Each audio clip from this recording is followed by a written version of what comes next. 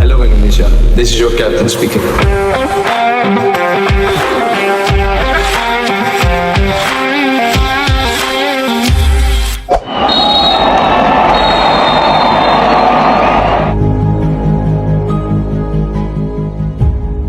Masih ingatkah kalian dengan momen bersejarah ini?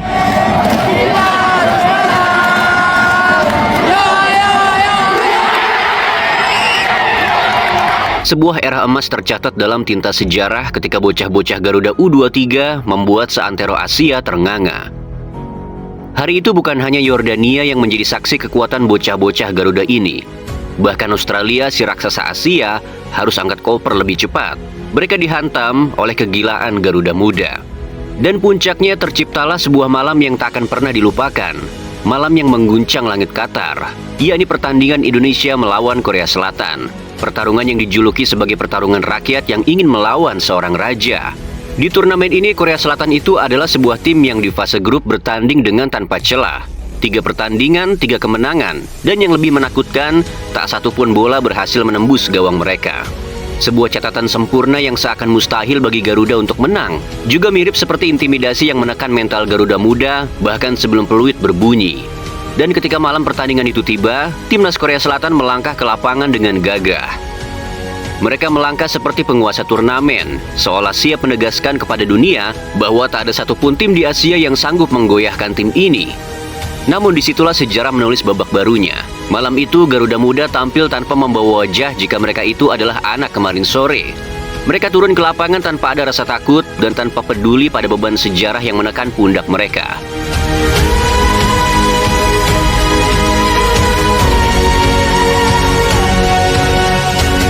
Kita memang kalah nama. Indonesia dan Korea Selatan itu ibarat Persib melawan PSG. Namun di turnamen ini strategi kita lebih matang. Skill individu beberapa pemain timnas malah di atas rata-rata. Mentalitas juga tertempa di Eropa. Dan semuanya itu bersatu. Bahkan malam itu meledak menjadi satu kekuatan yang tak bisa terlupakan. Timnas Indonesia tak hanya bermain indah, kita mengguncang dunia. Kita meruntuhkan mitos bahwa Indonesia tak mampu mengalahkan raksasa. Dan untuk pertama kalinya dalam sejarah sepak bola bangsa ini, timnas U23 menembus semifinal Piala Asia U23. Sebuah tonggak sejarah yang tak hanya membanggakan kita semua, tapi juga menegaskan pada dunia bahwa tim ini mulai bangkit.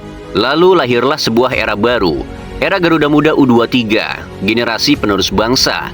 Sebuah generasi yang menyalakan kembali bara harapan bahwa inilah anak-anak terbaik yang dimiliki negeri ini. Nama-nama yang suatu hari nanti akan berdiri gagah, mengisi panggung timnas senior, dan menjaga marwah merah putih di kancah dunia. Kita sadar kita tak boleh berjalan di tempat. Kita tak boleh terlena hanya dengan satu kemenangan bersejarah atas Korea U23 di Piala Asia yang lalu. Karena sepak bola dunia tak pernah berhenti bergerak. Negara-negara lain terus berlari, bahkan terbang meninggalkan kita, memperkuat fondasi mereka dengan tempaan. Dan Indonesia harus berani menjawab tantangan itu.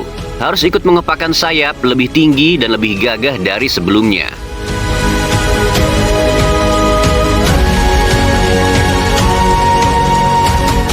Di bawah kendali sang pelatih asal Belanda Gerard van den Berg, Garuda Muda mulai melangkah. Sebuah langkah penuh harapan di kualifikasi Piala Asia U23.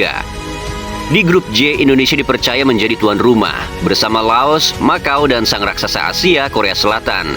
Kita bersaing demi satu tiket menuju panggung utama. Aturannya sederhana, hanya juara grup yang otomatis lolos. Sementara 4 runner-up terbaik dari 11 grup akan menyusul.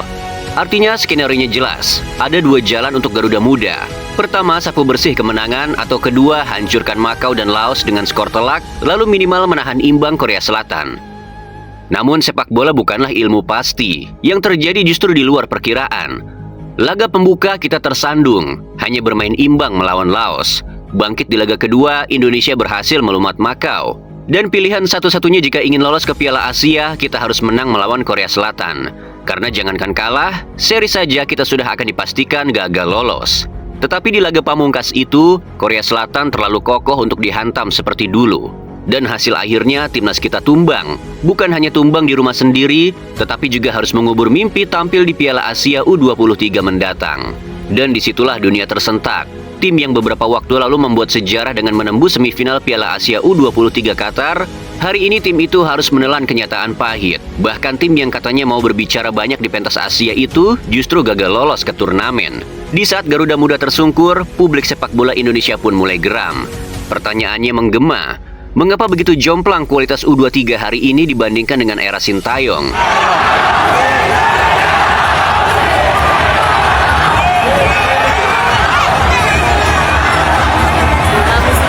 Sementara Sintayong, ia memilih diam. Tak ada komentar, apalagi pembelaan. Yang ada hanyalah sebuah unggahan sederhana, dirinya tengah menunjukkan sebuah buku yang berjudul Satu Tim, Kita Menang. Sebuah buku yang ia tulis untuk dipelajari. Namun justru dari kesunyian itulah kerinduan netizen pun pecah. Kolom komentarnya dibanjiri suara-suara netizen. Yang satu suara berbunyi, Garuda rindu nahkoda lamanya. Dan lebih menyakitkan lagi, mari kita lihat apa yang terjadi pada tim-tim yang Sintayong tumbangkan di Piala Asia yang lalu. Yordania yang kita kalahkan di fase grup, hari ini justru berdiri sebagai juara grup A. Australia yang kita pulangkan lebih awal, juga berhasil keluar sebagai juara grup D. Dan Vietnam lawan bebuyutan kita, justru melaju sebagai juara grup C. Sementara timnas U23 era baru ini, tercampak jauh di bawah, bahkan gagal menaklukkan Laos. Sebuah kenyataan yang menampar keras harga diri kita semua. Kita sepakat, apapun hasilnya, perjuangan Garuda Muda kali ini tetap layak mendapat apresiasi. Pelatih, staf, dan para pemain telah mencurahkan tenaga, waktu, dan keringat mereka untuk mengibarkan merah putih di panggung Asia. Mereka sudah memberi segalanya di lapangan, dan atas itu mereka tetap layak dihormati. Namun mari kita jujur pada diri kita sendiri. Jika kita bicara soal kualitas permainan, maka ada ruang yang begitu besar untuk dibenahi. Kontrol bola yang kerap terlepas, umpan yang salah arah, pergerakan tanpa bola yang tak sinkron, hingga posisi yang kerap terlambat. Semua itu menjadi catatan penting. Kita harus berani mengakui ada penurunan, terdapat celah yang menganga, dan ada pekerjaan rumah besar yang tak bisa diabaikan.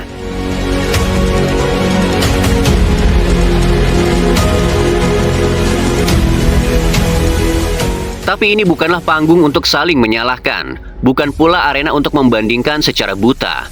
Gerrard dan Sintayong adalah dua pelatih dengan jalan yang berbeda, dua sosok jenius yang punya filosofi sendiri dalam menuntun Garuda. Sintayong dengan kedisiplinan dan semangat juangnya, Gerrard dengan visi dan pendekatan Eropanya. Keduanya mungkin berbeda dalam metode, namun sejatinya mereka berjalan menuju arah yang sama. Namun sekali lagi, mari kita jujur pada kenyataan.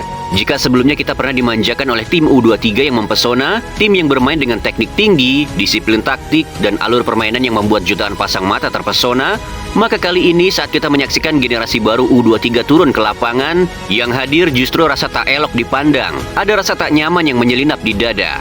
Ini bukan karena kita kehilangan cinta pada timnas muda, bukan pula karena kita kehilangan harapan pada masa depan Garuda. Justru sebaliknya, kita mencintai mereka terlalu dalam, sehingga mata kita begitu peka melihat setiap celah yang terbuka.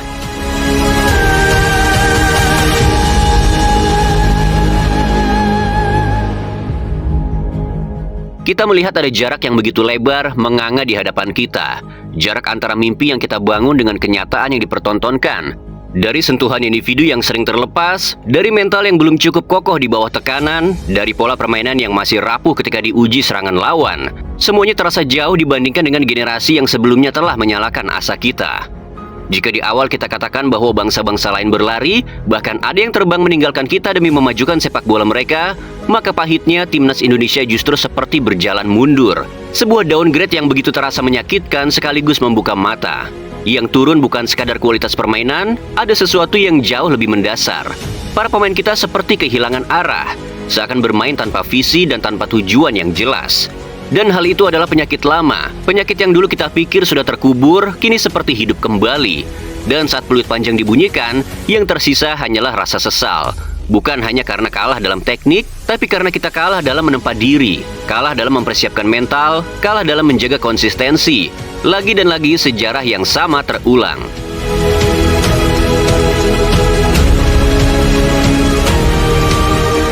Maka dengarlah baik-baik, perubahan tak bisa lagi ditunda. Untuk apa mengganti nahkoda bila haluan kapal justru oleng? Untuk apa mengumbar era baru bila yang tersisa hanya puing dan penyesalan? Ini bukan urusan sudah move on atau belum. Di negeri yang setiap hari disesaki kabar buruk dan hidup yang kian menghimpit, ada satu harapan yang menyalakan cahaya, yaitu sepak bola. Ada satu bendera yang kita banggakan tanpa syarat, dan itu adalah timnas Indonesia. Dan ketika grafik timnas menanjak, memecahkan rekor, bahkan menuliskan sejarah, justru tangan-tangan di atas sana yang malah merombaknya. Mereka berjanji seolah-olah bilang langit akan lebih biru dari era Sintayong. Namun hasilnya apa? Runtuh. Harapan kita semua berserakan ke tanah. Tanyakan pada hati nurani, bukankah itu sama saja merampas kebahagiaan jutaan supporter? Pikirkan matang-matang. Jangan jadikan Garuda sebagai laboratorium ego. Jika mau merombak, rombak yang benar. Strukturnya, pembinaannya, kalendernya, kualitas lawan uji tandingnya. Kami tak meminta keajaiban. Kami menuntut kejujuran dan keberanian mengambil keputusan yang berpihak pada prestasi, bukan kepentingan.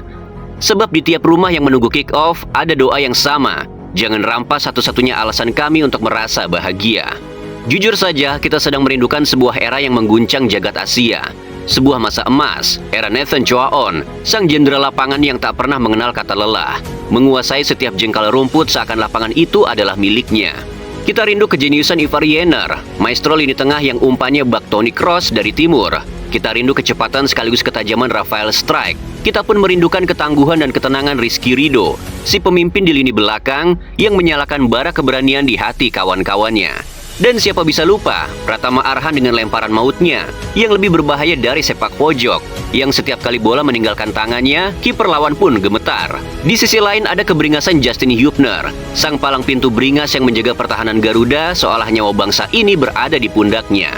Mereka bukan hanya sebuah tim, mereka adalah generasi emas.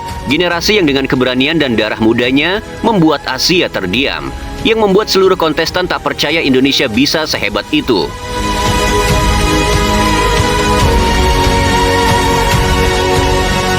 Namun waktu tak pernah berhenti. Era itu kini telah berlalu. Mereka beranjak dewasa, naik pangkat, ada juga yang dipanggil untuk mengabdi di level timnas senior. Dan nama mereka tak lagi ada di daftar skuad U23. Tapi satu hal yang tak akan pernah pudar, jejak mereka telah tercatat di kitab sejarah Garuda Muda. Mereka adalah generasi yang menyalakan api, yang membuktikan bahwa Indonesia bukan lagi tim penggembira. Mereka adalah anak-anak muda yang mampu membuktikan bahwa Garuda bisa terbang menembus langit Asia hingga dunia tak lagi bisa memandang rendah negeri kita. Lalu akan muncul suara-suara yang mempertanyakan, giliran menang dipuja, giliran kalah dihujat. Tidak, 1000 kali tidak. Apa yang kita lontarkan hari ini bukanlah hujatan murahan. Ini adalah cinta yang paling jujur. Cinta yang tak pernah pudar hanya karena hasil di papan skor. Kita bukan pemuja buta yang hanya bertepuk tangan saat Garuda menang, lalu bungkam saat Garuda terjatuh. Kita mencintai timnas bukan hanya dengan sorakan, tapi juga dengan keberanian untuk berkata apa adanya. Karena justru dari kritik lahir kesadaran, dari kekecewaan lahir kekuatan, dan dari rasa sakit lahirlah tekad untuk bangkit lebih berani. Inilah bukti cinta supporter, cinta yang tak hanya mengagungkan kemenangan, tapi juga mendorong perbaikan.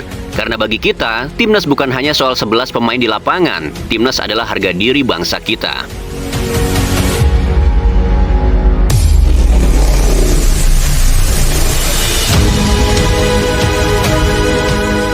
Dan untuk kalian para pemain muda, belajarlah dari mereka yang telah mengukir standar.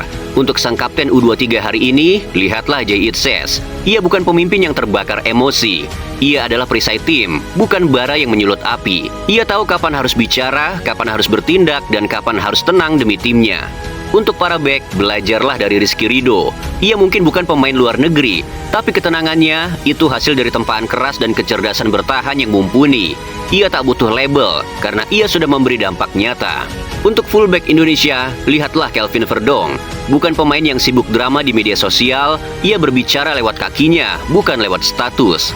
Setiap overlap, setiap tackle, setiap crossing, itu lebih nyaring dari ribuan kata. Untuk para gelandang, contohlah duet Tom Hai dan Joey Pelopesi.